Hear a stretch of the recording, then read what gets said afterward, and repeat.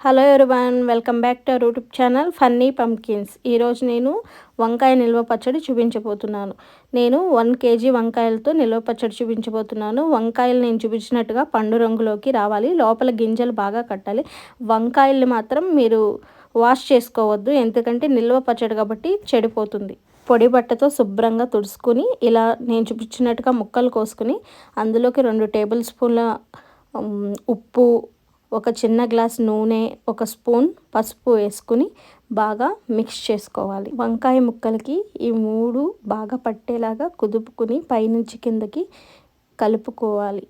కలుపుకున్న ముక్కల్ని పక్కన పెట్టుకోవాలి. నేను 1 kg వంకాయలతో చేస్తున్నాను. దీనికి కొలతలన్నీ నేను మీకు ఇప్పుడు చెప్తాను. 1 kg వంకాయలకి 300 గ్రాముల చింతపండు తీసుకుని వేడి నీళ్ళల్లో వేసుకుని 2 గంటల సేపు నాననిచ్చుకోవాలి. తరువాత 2 టేబుల్ స్పూన్ల మెంతుల్ని దోరగా వేయించుకోవాలి. కమ్మని వాసన వస్తాయి కదండి మెంతులు వేగుతున్నప్పుడు. బాగా నానిన చింతపండుని రోట్లో వేసుకుని రుబ్బుకోవాలి. చింతపండు రోట్లో వేసుకుని రుబ్బుకొని అది కొంచెం నలిగిన తర్వాత మనం వేయించుకున్న మెంతులు కూడా వేసుకుని రుబ్బుకోవాలి. రోట్లో నిల్వ పచ్చడి రోట్లో రుబ్బుకుంటే బాగుంటుందండి. వేయించిన మెంతులు వేసుకుని రుబ్బుకోవాలి.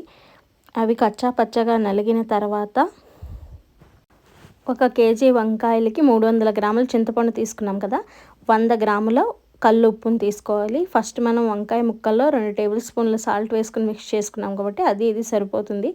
అలాగే 200 గ్రామ్స్ కారం తీసుకోవాలి. 200 గ్రాముల కారం వేసుకుని మెత్తగా రుబ్బుకోవాలి. చింతపండు ముక్కలుగా లేకుండా మెత్తగా గుజ్జులా వచ్చే వరకు రోట్లో రుబ్బుకోవాలి.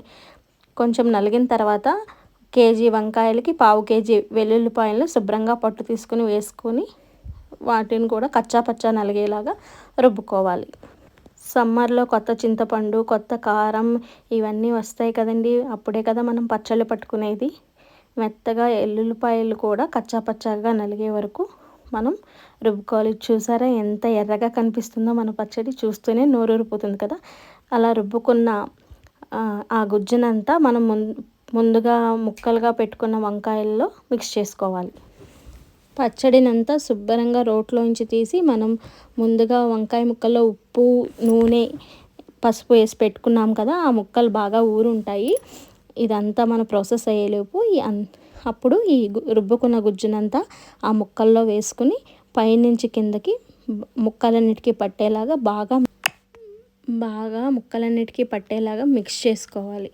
ముక్కలు మనకి పైకి కనిపించకుండా, మనం డబ్బాలో పెట్టేటప్పుడు ముక్కలు పైకి కనిపించకుండా కారం పైకి కనిపించేలాగా పెట్టుకోవాలి. ఎందుకంటే మనం పచ్చి ముక్కలు వేసాం కాబట్టి ముక్కలు పైకి వస్తే కొంచెం బూజు వస్తుందండి. సమ్మర్లో పెట్టుకునే పచ్చళ్ళ ఇదొక వెరైటీ అండి. టమాటో, అల్లం, మావకాయ పచ్చళ్ళు పెట్టుకుంటాం కదా, వంకాయ కూడా ఒక రకం. పచ్చడిని మనం ఒక ఎయిర్ టైట్ కంటైనర్లో పెట్టుకోవాలండి.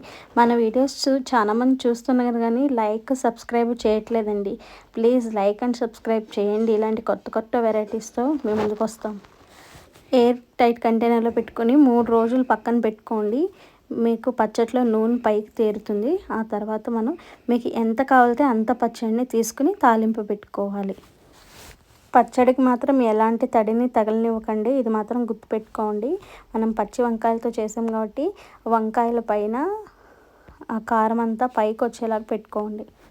ఎప్పుడు మనం సమ్మర్లో ఆవకాయ పచ్చడినే పెట్టుకుంటాం కదండి, రొటీన్కి భిన్నంగా దీన్ని కూడా ట్రై చేయండి, సరేనా. 3 రోజుల తర్వాత మనం ఈ డబ్బాని తీసి పైనుండి కిందకి బాగా కలుపుకోవాలి. నూనె చూసారా ఎలా వచ్చిందో. మీకు ఎంత కావాలో అంత పచ్చడినే తీసుకుని తాలింపు వేసుకోండి. పచ్చడి అంతా వేసేసుకోవద్దు, దాన్ని కొంచెంగా మీరు ఎప్పుడు తినాలనుకుంటే అప్పుడే తీసుకుని తాలింపు వేసుకోండి. తాలింపుకి మనం ఎండుమిరపకాయలు, వెల్లుల్లిపాయలు, శనగపప్పు, మినపప్పు, ఆవాలు, జీలకర్ర, కరివేపాకు వేసుకుని తాలింపు పెట్టుకోండి. తాలింపు పెట్టుకాక గుమగుమలు ఆడిపోతుందండి పచ్చడి. తాలింపు మాడిపోకుండా చూసుకోండి, దోరగా వేయించుకోండి. తాలింపు వేగిన తర్వాత మన పచ్చడిని ఆ తాలింపులో వేసుకుని పచ్చడిని తాలింపులో వేసుకొని మిక్స్ చేసుకోండి. మళ్ళీ చెప్తున్నాను, పచ్చడి అంతా ఒకేసారి తాలింపు పెట్టేసుకోవద్దు. మీకు ఎంత కావాలితే అంత కొంచెం కొంచెం తీసుకుని తాలింపు పెట్టుకోండి. అలాగైతే మీకు పచ్చడి ఫ్రెష్గా ఉంటుంది.